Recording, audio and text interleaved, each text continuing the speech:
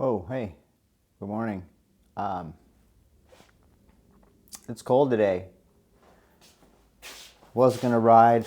It's too cold, and I still have this. In case you haven't seen my last video, I had a little bit of a crash and hurt my wrist. And I had an earlier crash this year too, where I hurt my ankle. So it's cold, a little sore. I'm old. I'm not gonna ride today, but what we are gonna do, since it's cold, is we're just going to start the bikes because I haven't started the bikes in a minute. So let's just kind of open up the shop. We'll turn the lights on here. There we go. And then we go outside here. And as you can see, the camera's going to get blinded for a second. Man, it's super nice out. Does that come back if I touch it? Oh, it does. Yeah, it's really nice out. It would have been a good day to ride, just it's cold. It was in the 30s, there's a frost, and here in Washington, for us, that's cold. And today's my only full day off this week, so I just don't feel like going through the hassles of loading bikes and all that stuff. I just want to rest today. Anyway, like I said, I'm going to start the bikes. I'm going to start my motorcycles. That's what we're going to do.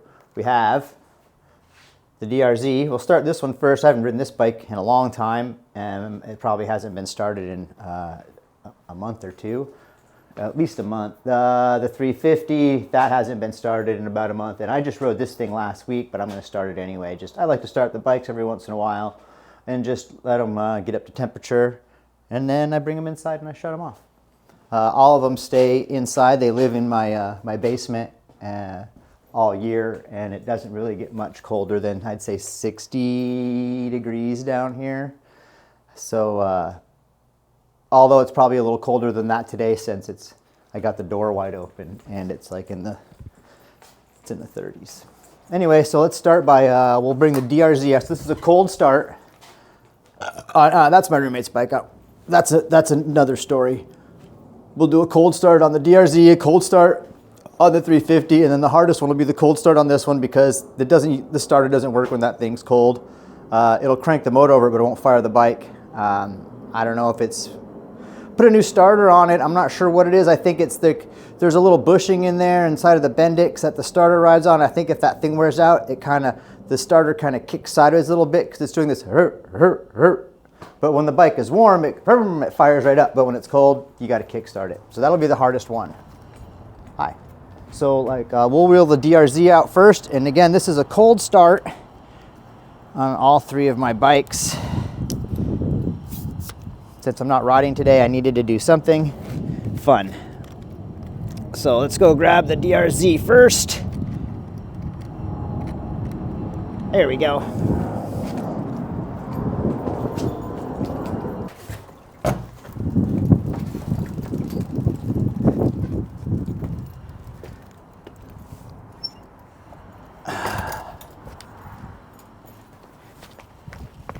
Do I have the keys for it? I need the key for the DRZ, which is that guy.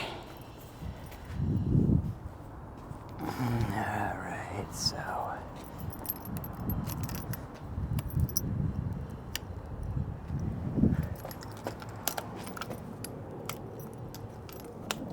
Wow, this thing might be totally dead. I'm not even seeing the light come on.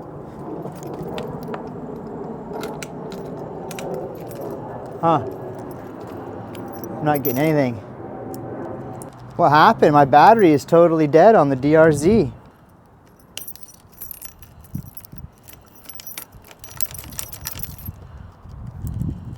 Well, that's kind of a bummer, huh? We're gonna have to put the charger on that. Well, that kind of sucks. Let's put you away. I'm gonna have to put you on the charger real quick. On the trickle. I should just leave this thing on the trickle charger. It just hasn't been. I'll test the battery here in a second. I have a lithium battery in there, and man, it's never died on me. Yeah, we'll put the battery tender on this thing before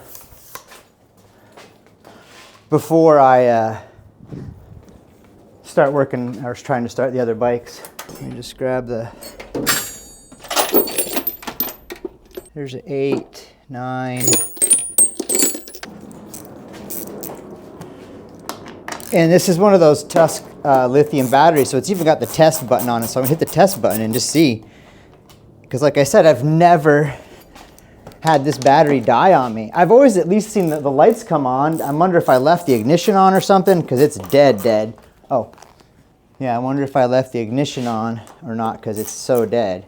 And if it is that dead, I know with RC batteries, you can't let lithium batteries die all the way, or they won't recharge. I don't know if inside, but some of them are smart batteries, and they have like, they discharge themselves, or they don't let themselves die. Oh, what am I doing? The battery's on the side of this thing. It's not under the seat. That's a KTM thing. My battery is right here. And then as you can see, I got the test button right there. I can plug the trickle charger into that.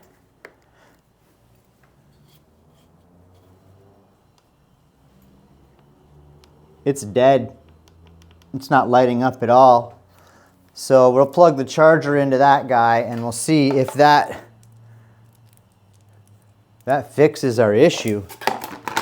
Hopefully it does, right? Because I do have another battery. I could just swap in another battery. I do have another battery. The DRZ, I mean, I'm not totally surprised. This thing has a, no, it's dead. I just tested it. This thing does have a small drain on the battery. The old battery that wasn't lithium, like if you didn't start it every at least once a month, it would be flat, or it would turn over, but it would barely turn over. Yeah, this thing hasn't been ridden, I think, in 2 months or so, and it just got parked. I washed it, then I parked it, and then, yeah, I didn't even ride it. It was my friend Sabin that rode it. Anyway, so where is this thing? Oh, it's right here. And this one, you got to make sure with these chargers too. This is just a cheap trickle charger, but it is it does do lead acid and lithium batteries. So you can always make sure that you have a charger for lithium battery if your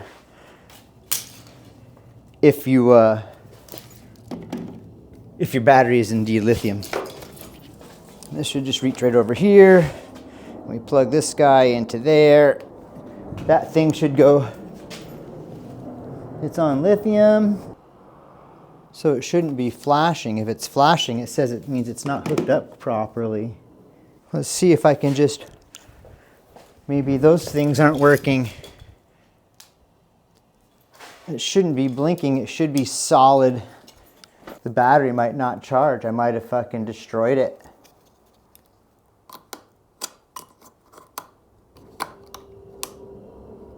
It's not even charging. Look at that, it's still blinking. I got the battery hooked up, it's still blinking. That means it's not charging.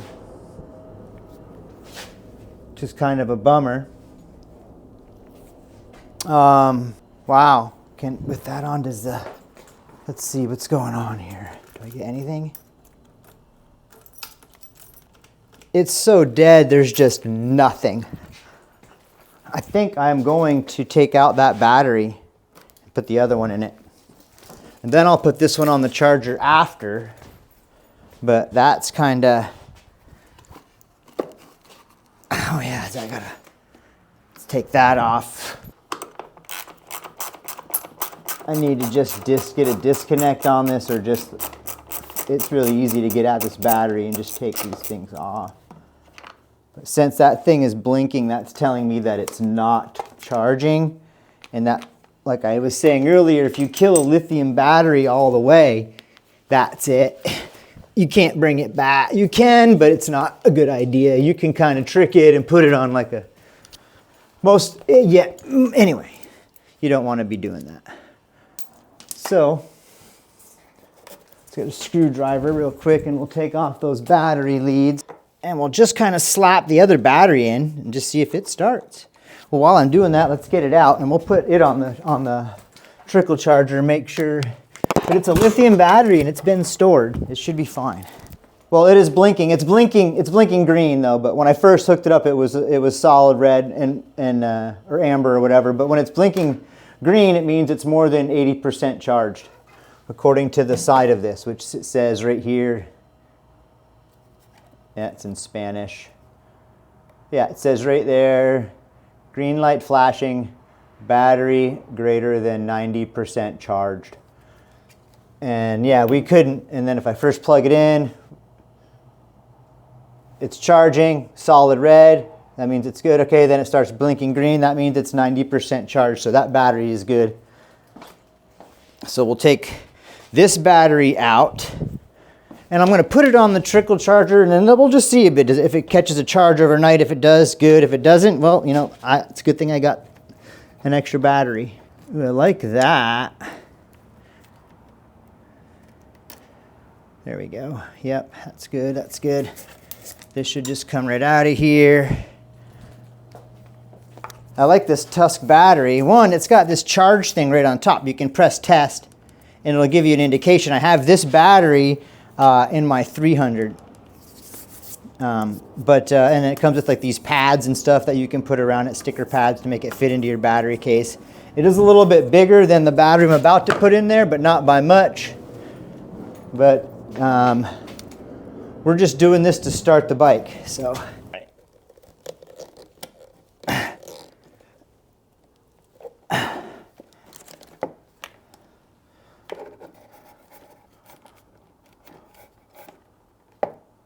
That's fine for starting it. Yep, light came on. All right, let's try this again. That battery's still toast. We're just gonna leave this battery in the DRZ, I guess, until all is good. Are we still recording? Everything's still good, everything's still good. All right, let's bring it back out. Try this again.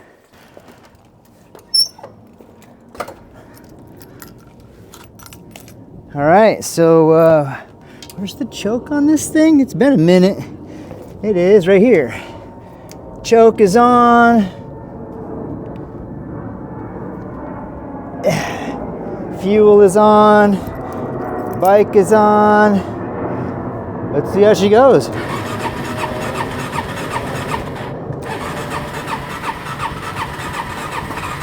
Ooh, she almost fired.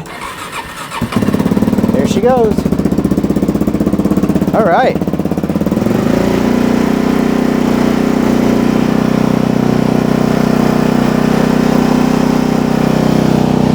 That choked up pretty quick, huh?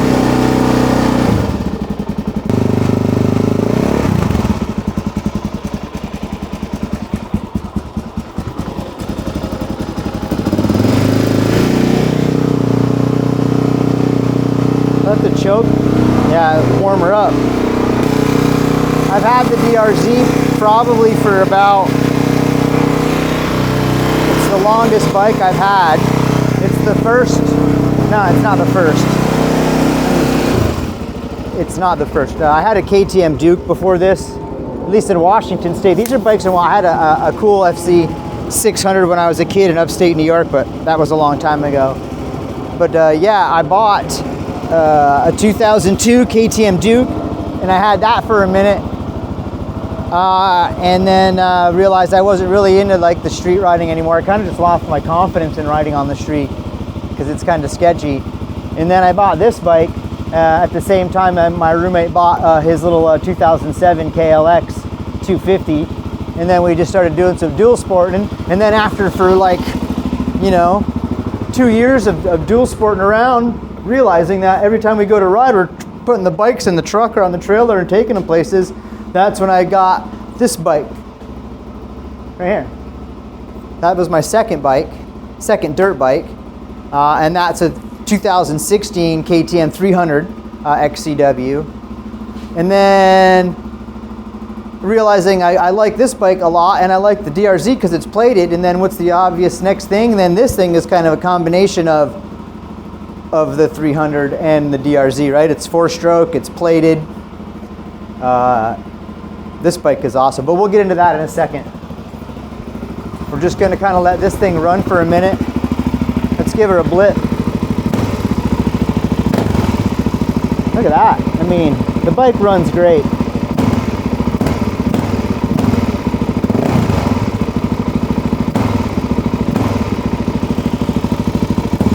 All right, anyway, you get the point. But again, I'm just gonna let it run until the fan comes on. Oh, the fan's on the other side. That's the horn on that side. And that's the fan down here. Also, isn't that crazy? Like, this is a 2006 DRZ. It came with a fan, you know? This bike came with a fan right there, which was very nice of KTM to do that. This bike did not come with a fan, and that's a Trail Tech fan kit. That was not nice of KTM to do that.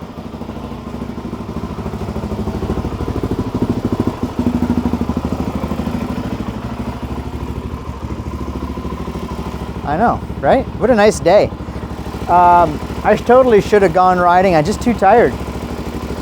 Just too tired. Look at this beauty though. I might be selling this bike also. Anybody is interested in a 2006 DRZ with 11,274 miles on it. And it's been living inside, and you saw how easy it started once I put a battery in it. The bike is just awesome. Runs so good. But yeah, that's that. Let's just let that kind of do its thing for a minute. And then we will come back and we'll do the 350. Let's put the DRZ away. She ran good.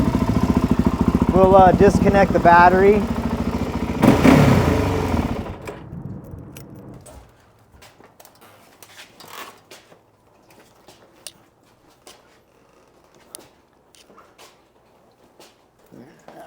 Let's put you right there. And then let's unhook the positive. Like, look at the size comparison. The Tusk battery is quite a bit larger than the battery I just used. And what is this one? A Shorai? I don't know. Future power. But yeah, it's a smaller battery. It's hard to believe this little thing. It's light as a feather. Cranked the DRZ like it did. But anyway, cold. That was the start on the DRZ. And the battery is now disconnected. And as usual, I'm just gonna leave everything right here because I'm lazy. Let's start the 350.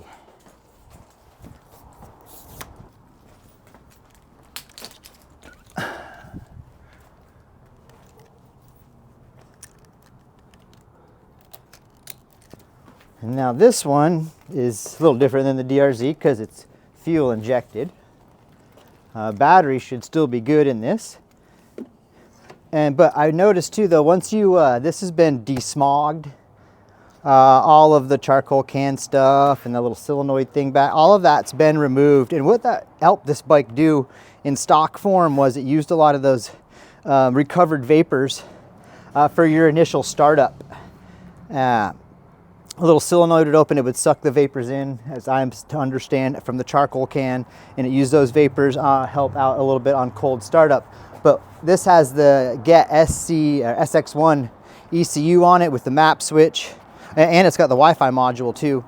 But when you do that, the startup, it doesn't have that, so sometimes they start a little harder, but not really. But we'll see. This is a cold start on the 350. All right, not touching anything. We've got the cold start thing pushed in, which makes it it's kind of like a choke. And then we're not gonna touch the gas or anything. We're just gonna see what happens. Uh-oh, I think so. I got a dead battery on this too. Nope.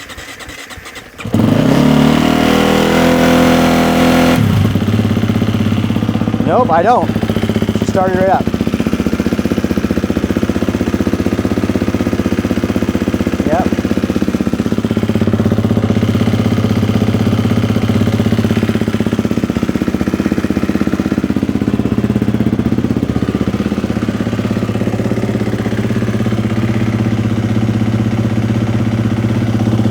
see, this bike has 65 hours, 65.4 hours on it,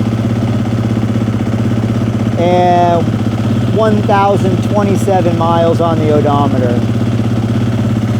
So it's pretty new. I know, it's funny, it's got 1,000 miles on it. I think I've already done like 4 oil changes, whatever. But yeah, that was the cold start on the 350. Takes a little time for sure to warm up. But yeah, just let her idle away for a second and talk about this bad boy for a minute. So this is a 2022 KTM 350 EXCF. That is the dual sport street legal version from the factory. However, it is not technically street legal anymore, even though it does have a license plate. It does have the Takamoto, this thing on it. It's got the Takamoto tail tidy, where that's like the blinker and everything incorporated in it. So it's got blinkers, it's got a horn. I do have a double take mirror that goes on that little ball. It's just not on there right now. FMF pipe, the SCX1, or SX1, I mean ECU, Takamoto, Athena, Get, all that stuff. The tires, these are Shinko 525 cheaters. So those aren't a DOT tire, and they got heavy duty tubes in them. I haven't gone to a moose yet, but I am going to go with eventually do a moose in the rear on both of my bikes. I don't really like these handguards, but they're the Midwest, what is that, Midwest Engineering? I forget what it is. That clutch lever, oh there it is, right there. Midwest Mountain Engineering. I like that. It's kind of finicky, but once you get it adjusted, it's pretty good. Seat concept seat. This is just a little thing so I don't burn my pants on it. I put the closer brake pedal on it because I got small feet, so my toes catch it. I can kind of ride on the balls and still catch the brake. But yeah, fully uncorked, and it's an animal. I run it mostly in map 2, which is the single track map with traction control on 5. But next time I go out, what we're going to do is we're going to put this on traction control 10 on map 2, which is the soft map. And then on map 1, we're going to go traction control 0.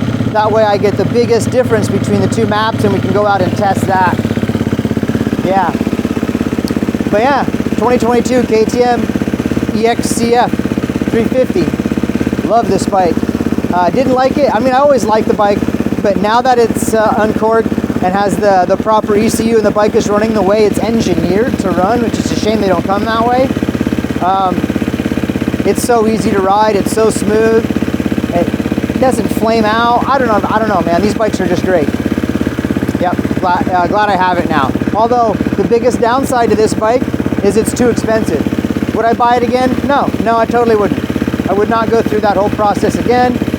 I'm not that heavy into the bikes where I need to be buying the latest and greatest machine, but now that I've got it, I'm probably just going to hold on to it forever, just like I've held on to the DRZ for a long time, and like the next bike that we're going to start up, which is the 300.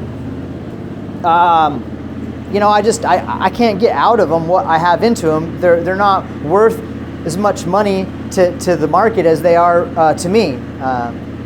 I just want to see how long I can ride this bike. See how long it will last. I do have a top end for that I'm going to do this year too. So we're going to let that idle until the fan comes on.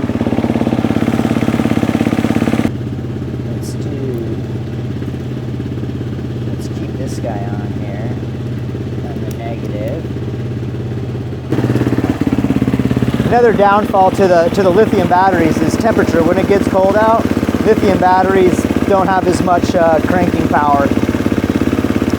But yeah, that's that. All right, so yeah, we're monitoring here. I got the app opened up. So we got RPM,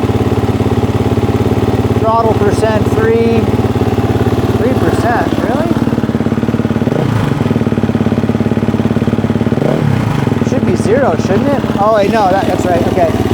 Water temp, 181, air temp 54, gear position neutral, Throttle voltage, system voltage, ride mode, map 2. Pretty sweet service. Fan control, we can change when our fan comes on and stuff. Maintenance. That's how many hours we got on the bike.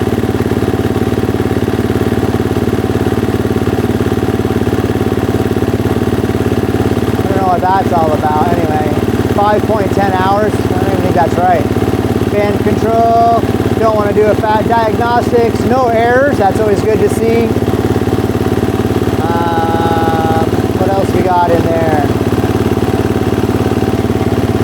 No, we don't want to do that. Let's go back to monitor 2.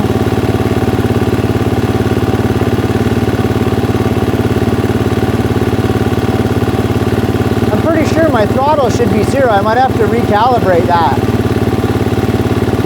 But maybe when the bike's running, it's always at 3% throttle. I don't know. Maybe if I shut the bike off, we should see what happens. Anyway, yeah, that's it. I'm going to shut the bike off. We'll see what happens. Tuning, custom maps, factory maps, all that, options.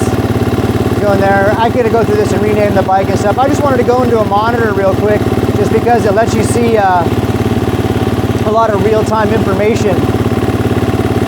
But let's kill the engine and see if that 3% goes down to 0.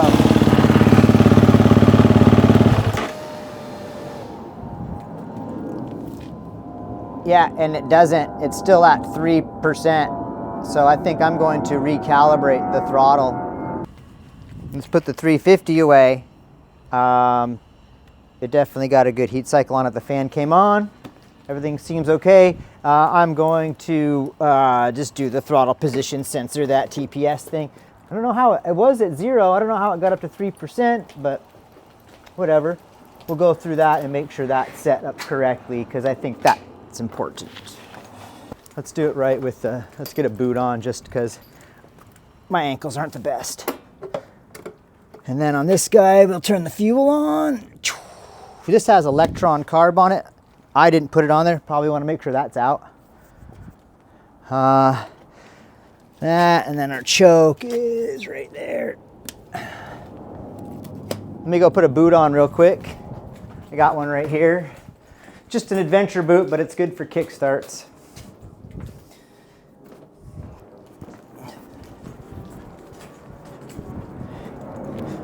The old Dry Star, Alpine Star, Dry Star, Corazol. Not really a very rigid boot for dirt bike riding. More of just an ADV boot, but it is waterproof, so that's always cool. So I don't know if you ride here in Washington, if you ride like I do anyway, you end up going to a lot of Tahuya, and it's always wet down there. All right, so normally the kickstart procedure for this guy is I kind of just open the throttle all the way, and I do a couple of slow kicks through just to kind of prime everything. I don't know if that's really a thing. And then we kick her till she starts. But we don't just kick, kick, kick, kick, kick. It's more like, you know, kick, and then make sure you're at top dead center. Kick hard, make sure you're at top dead center. Kick hard, and then it should start. Let me guess, how many kicks? How many kicks do you think? The bike's got 300 and some hours on it. And I'd say at least 200 of those hours on the since the last top end. But I'm gonna guess probably at least 5 kicks. But like I said, I'm gonna hold it wide open. I just kind of do a couple of these.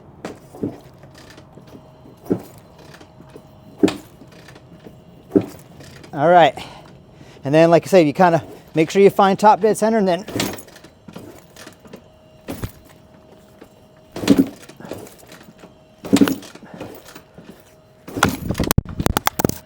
oh, my microphone just fell off. Sorry if that was loud. Dang it. I don't even know what kick I'm on. It smells like gas. She's cold-blooded, that's for sure. Ooh.